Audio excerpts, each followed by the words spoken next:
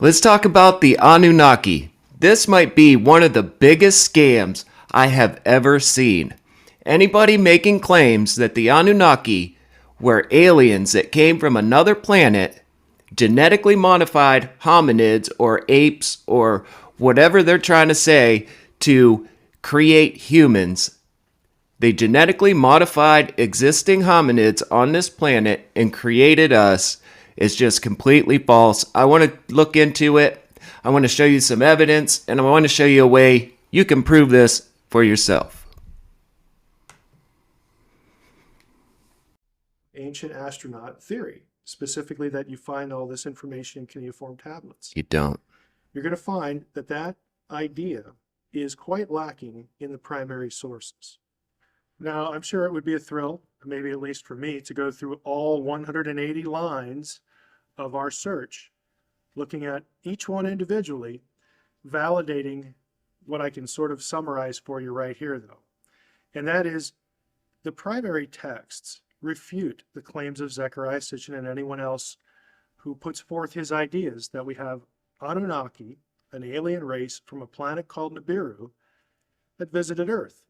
There are no texts, and not even a single line of a cuneiform text, that affirm that the Anunnaki are from Nibiru. I'll take it even further than that. There isn't a single text that associates the Anunnaki with Nibiru in any way at all. Now that might sound like an outlandish claim, but I've just shown you the search, and you can do the search. We're going to look into that search. You could take the time to go through all 180 or so lines and validate or invalidate a claim. My claim, again, is that the cuneiform tablets don't have this information. So what's important is that we stick to primary sources for what we say that an ancient person believed, or something that happened in the Stick to the sources. might be referenced in a particular piece of literature, like a cuneiform. What about all the people selling books and creating online content actively pushing this theory? Well, I'm glad you asked. This is So Ancient. Thank you for tuning in today. I hope you're doing well. Let's get into it. Beginning, when those who from heaven to earth came, and they came for their own selfish reasons. They looked for gold, not for jewelry or for gold coins.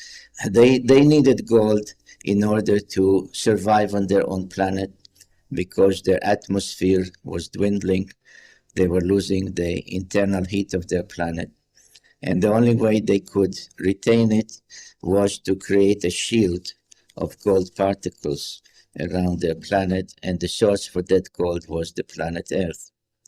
In time, however, they needed manpower, workers, to obtain the sufficient quantities of that gold.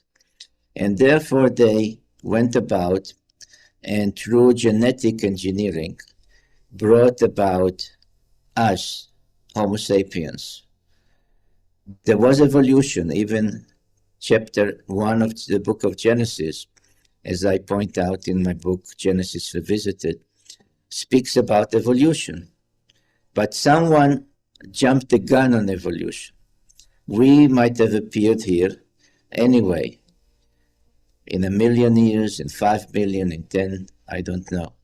But somebody, and that was those who came from the 12th planet to Earth, jumped the gun on evolution, and by combining their genes with those of the hominids that were then on Earth, brought us about. So we were created to work in the gold mines. But in time, and especially after the deluge, the great flood, the visitors to Earth, whom the Bible called Nephilim, the Sumerian term for them was Anunnaki, meaning literally those who from heaven to earth came. That was a Zecharia Sitchin interview. You heard him yourself. He said, those who from heaven to earth came. The Bible calls them the Nephilim. The Sumerian texts call them the Anunnaki. when the sons of God, the sons of Elohim, in the plural, came in unto the daughters of men, and they bore children to them, and the same, and they became the mighty men, which were of old, men of renown. In Hebrew, the term uses Giborim, mighty men. And these, of course, were the demigods, because the children born to gods, the sons of the gods, and the daughters of men were by definition demigods. And it so happens that in other books, not in the canonized Bible, but in the books that are extra-biblical books, like the Book of Jubilees, the Book of Enoch, and others, the place where this event, that the sons of the gods came down and seeing the daughters of men took them as wife, the place is named, and that is Baalbek. So now we have a platform much larger than the one in Jerusalem, but in many ways similar, that directly links it to events described in the Bible and in much greater detail in the Sumerian text on which these tales are based. And if you also recall, my youth days story is my whole interest in the subject came because when we came to this word here written, there were giants upon the earth, I raised my hand and said, excuse me, my teacher, but why do you explain the word as giants when the word is in Hebrew is Nephilim, which literally means those who have come down, those who have descended, the so-called fallen gods in Sunday preachings. The context in which the term is spoke, Elohim, distinguishes whether it is singular or plural. So what he's talking about is Genesis 6, where the sons of God came in unto the daughters of men and birthed these great giants. There he said the term is called Nephilim. That is true.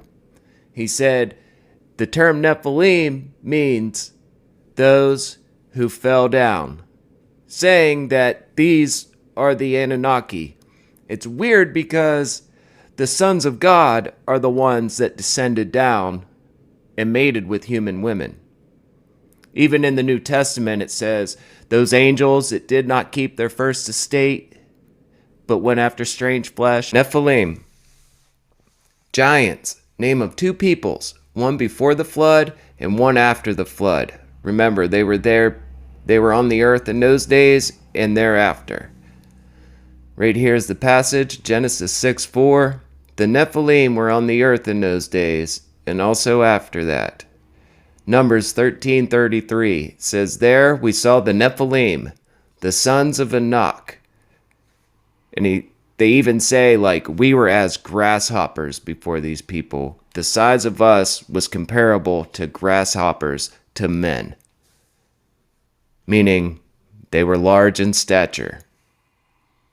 Hence the name giants that we have in new translations. But right here, the Nephilim, the sons of Enoch. I almost wonder if he wants the Nephilim to be the ones who from heaven to earth came because of this. I have another theory of why he did it too, but the sons of Enoch, I wonder if he is manipulating that name, Enoch, to the sons of Anu, the Anunnaki, the Anunna gods. I don't know. But we get the ones who fell from the root here, Nephal. And some don't even think that this is really the root of it. It has the same root letters, but the Nephilim is spelled different. I'm not getting into that right now. So, right here, 5307 Nephal. That means to fall, lie. here in Genesis caused a deep sleep to fall upon the man. The Hebrew word there is nephal. According to the narrative in the Bible, this was a transgression of heaven and earth, and these beings were not supposed to exist. They taught mankind all kinds of stuff, and it led to the flood, according to the text. This is why the great flood came, is because these angelic beings mated with human women, and they birthed these mysterious peoples that were half angel, half man. And so let's talk about the Book of Enoch a little bit, because Zecharia Sitchin also referenced it. He said there are apocryphal writings that state this story as well, and he's right. He also said the place where this happened was Baalbek, but the text says Mount Hermon. It says the angels fell on Mount Hermon and made this pact. They all swore to do this deed together and stuff. But the Book of Enoch does. Even the same chapter, it picks up right where Genesis 6 picks up, and it tells you when men began to multiply on the face of the earth, these giants were born unto women from angels, right? And then I think this is where the confusion is too, because later on in the book, when these Nephilim, these giants, were killed, like during the Holy Wars and stuff with Joshua, David and Goliath, right? The Book of Enoch states that when they were killed, if you killed a Nephilim, their spirit would remain. They were never supposed to be here, and their beginnings, their roots were from the spiritual realm, right? So when their physical presence is killed, their spirit remains.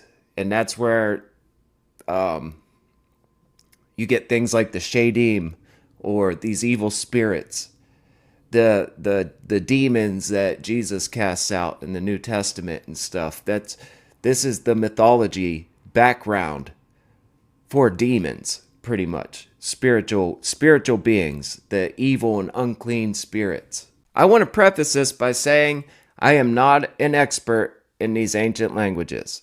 I am far more comfortable with the biblical Hebrew than anything else, but I do want to look at the ancient Mesopotamian writings, okay?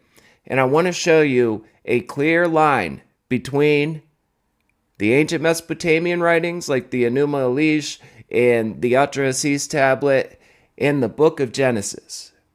You have creation, the creation of man, and the flood, right? And what I want to show you is that we'll call it the Israelite and the Babylonian side, okay?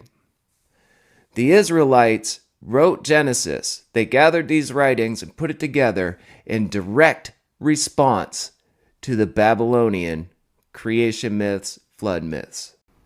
Now let me show you the correlation between these Mesopotamian writings and the biblical narrative. Right here we have the Atrahasis tablet. Okay? And I'm going to go up here and show you.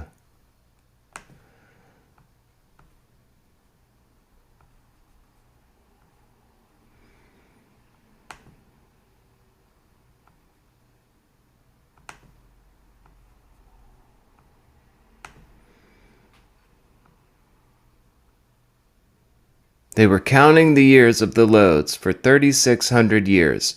Now, Zecharia Sitchin has this theory that the Anunnaki from the planet Nibiru, right? The planet Nibiru in its trajectory, orbit, right? Comes back around and is close to the Earth every 3,600 years.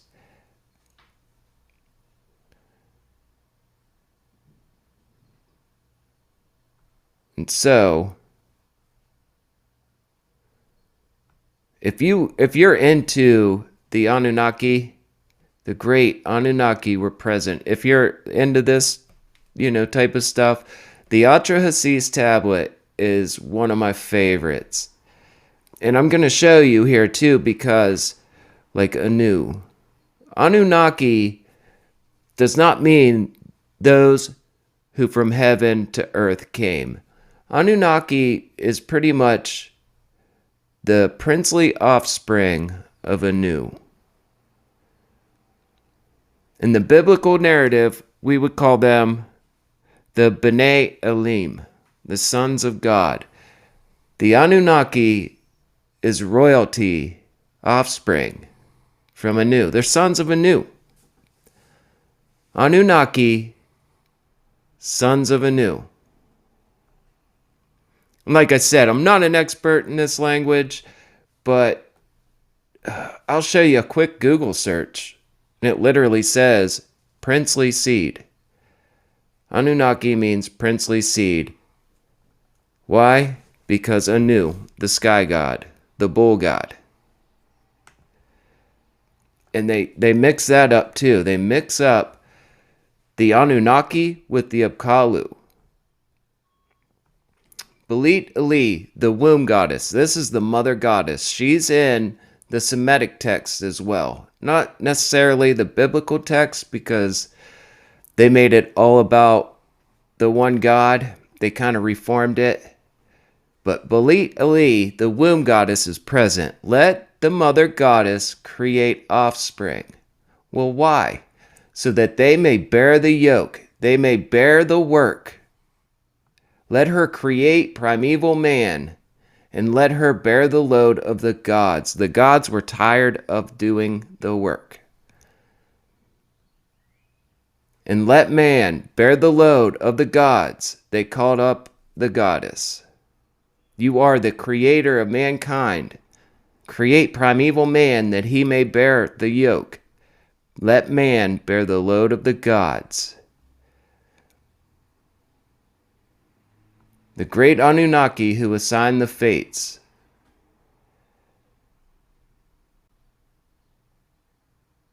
Right here, they slaughtered this god, Awela. And then Nintu mixed clay with the flesh and blood.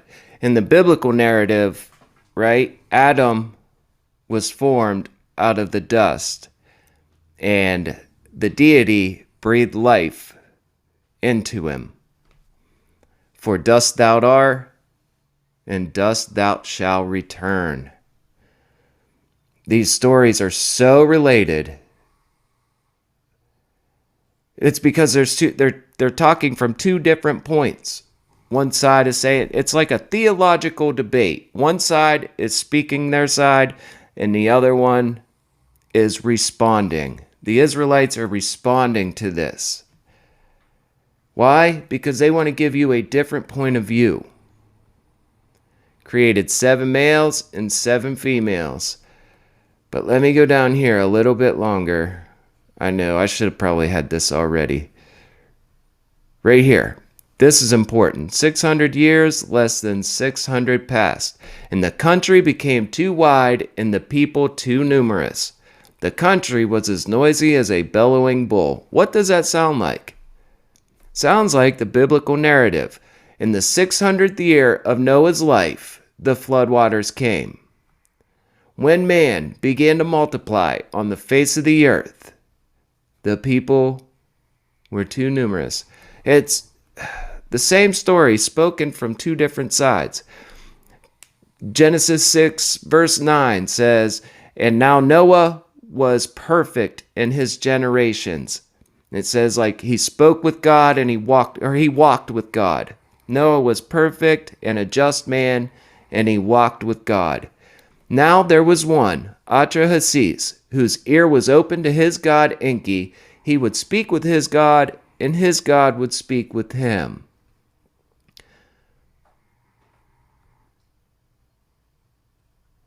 There he talks about the sickness and the famines that the gods sent just to try and shut man up. Right here again, 600 years. It's spoken twice in Genesis, just so you get that fact. We are responding to this. We have something to say about the Babylonian myths, right? They want to argue against it. They want to speak their truth for it.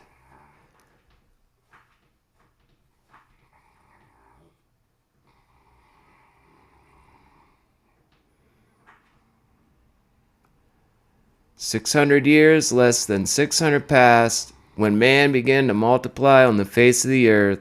He grew restless at their noise. The gods did not like all the noise that the mankind was making, and they wanted to get rid of them. The sickness is consuming the country. They sent sickness and famines.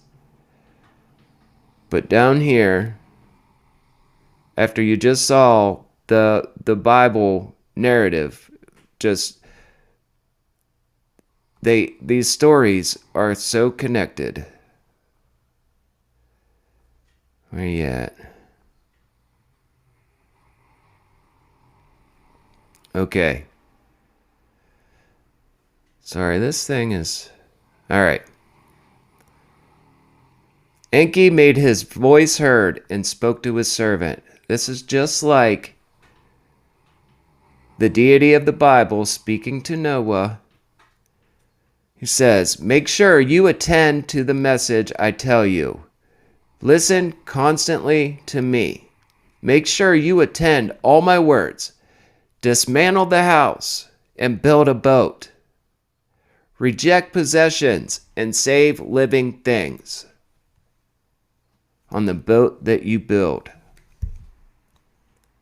That's where you get the biblical narrative of Noah and the ark and the animals saving living things. And I want to make sure you see this. When the deity of the Bible talks to Noah about saving the animals, right? Here you go. By sevens. 7 males, 7 females. I can't express this point enough. These stories, one is responding to the other. The biblical narrative is responding to the Mesopotamian text. Look, Noah was 600 years old when the flood of waters was upon the earth. It came to pass after 7 days, in the 600th year of Noah's life. Case closed on that. I think you got the point. Let's talk about the Emerald Tablet, okay? And right here, again, I'm going to show you. It's a rep, in my opinion.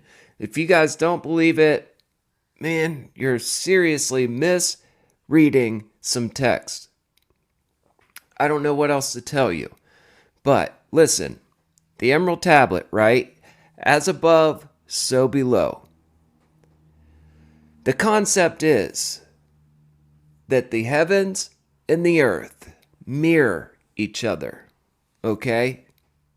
So, when the biblical text is talking about the sons of God, what they're meaning is the divine council. Okay? Like I said, I'm not going to say the name anymore, but Hashem is king. The main deity is king. Picture a court. Picture like Game of Thrones and the royal family, right?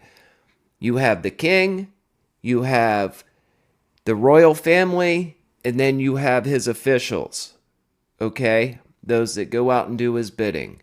And what this is, the sons of God, the B'nai Elohim, B'nai Ha-Elohim, you have the main deity of the Jewish tradition, right?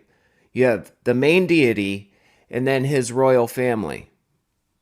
What Genesis is saying is those sons of God were the ones that came down and rebelled. And they wanted to set up their own population. They started marrying human women and having children with them, starting their own populations, right? Now let's look at it from the Babylonian side, okay? I just showed you in the text. I showed you 3 different sources, right? It said the great Anunnaki, the great Anunna gods, their king was Anu. What you have there is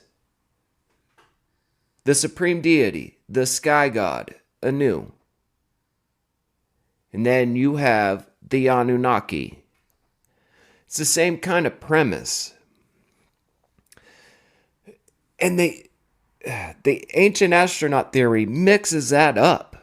What they're doing is they are seriously confusing the Anunnaki with the Apkallu. I have 2 videos I want you to watch, right? If this isn't proof enough for you, go back and watch the Apkallu connection that I have. I'll try and put a picture right here. And then go and watch my Days of Noah Explained video. I go through this. They are seriously confusing the Anunnaki with the Apkallu, because the Apkallu were there before the flood and they taught mankind. They taught them civilization and how to build cities and all these things. And then after the flood, just like the Nephilim, that Zecharia Sitchin and Billy Carson and everybody else is confusing, after the flood, they were said to be of human descent. They were mixed. Nephilim. Like, they're confusing these stories just to try and sell you a point. You didn't see anything about Nibiru. You saw the mother goddess in the biblical text. It doesn't make it make sense to me. Show me one single text that has them extracting DNA from a bone. Just like Dr. Mike Heiser from the beginning of this video. And you could say, oh, well, he's a Christian. Yeah, he believed in angels. He believed in angels mating with human women. He believed there was giants walking the earth. And he still says, this dude's making stuff up from the text. These people shilling this idea about the Anunnaki have nothing. Strong's Concordance 6763, Selah. Right here, Selah. It's from an unused word, rib or side. Boards, chambers, hillside, leaves, rib, ribs, side, side chamber, sides, walls. One of his ribs, a Selah. In the side, they're talking about taking the side of Adam, a part of his side. Look, into the rings on the sides of the ark. That's in Exodus. The Selah. Just saying, they took a chunk of his side. And then he built Eve. Humans, they were these Anunnaki people. There are people who believe they're the direct descendants of these beings and that they have the right to rule over human beings still to this very day. And they came from Nibiru. They got down to Earth. And this is about 450,000 years ago, according to the tablets. The Anunnaki, who are also the Atlanteans, that's the same people. The Atlantean is a civilization. Anunnaki means those who came from heaven to earth. Again, I've already proven that Anunnaki does not mean those who from heaven to earth came. That's based off of a bad translation from terrible research. Anyway, here is what the late, great Dr. Michael Heiser was talking about. The electronic text corpus of Sumerian literature. This is where you can get these translations of the cuneiform tablets on your own. So you go to the site, type this in Google, and when you get to this page, you want to click here on Advanced Search and search for A-NUN-NA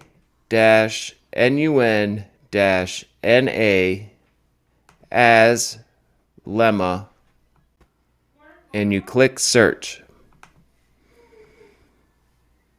Right here shows all the lines, 182 lines that show Anunna, the Anunna gods, and every other form of this word.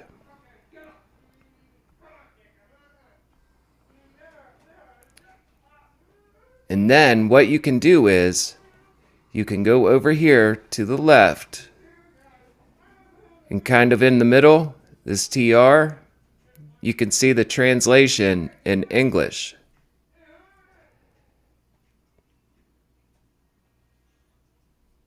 Surpassing among the Anunnaki gods.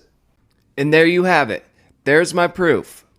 Go, look for yourself, come back to me, show me one line that associates the Anunnaki with Nibiru. It's not even a planet. I keep saying the planet Nibiru. They're not sure what it is. But there you go. Give me one text from the Hebrew Bible or any other source that says they extracted DNA from a bone. If not, I'm telling you, I've proved it to you. I don't know what else I got to do. These people are lying. So, thank you for watching. Thank you for putting up with this. This is so ancient. Thank you for your time.